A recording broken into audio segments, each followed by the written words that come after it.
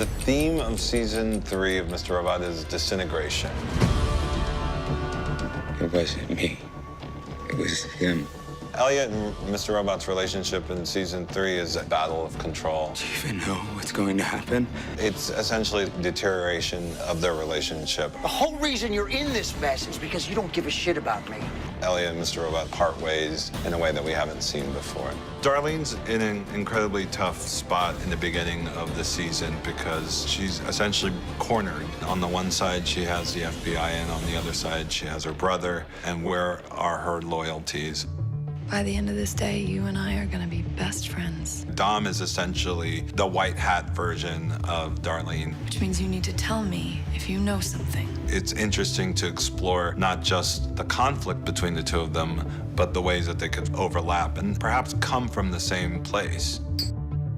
Much like Darlene, Angela also has to come to terms with her loyalties. Now there are choices that have to be made, and she really has to sort of face the consequences of those choices. This is your moment. This is the moment you were born for.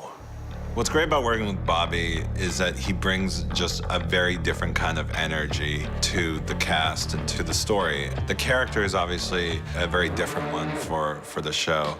Tell me what you know. Bobby just elevates what's on the page into something that's really exciting and really funny. A simple program, a worm that can make data unreadable. Is that really all it takes to kill the world? Hacking has been around for years, and when we first started doing the show, I felt like I was just shining a light on something that I'd already really been very aware of, and that it just wasn't in sort of the public consciousness that as much as it was with me. I should have believed you. The meddling in the election could have been around in prior elections, and this one was just finally the public started to become aware of it. It's not that I'm some fortune teller that can predict these things, but that I was sort of tapping into something that I thought was already brewing and already there. I need you to explain to me what you think is happening.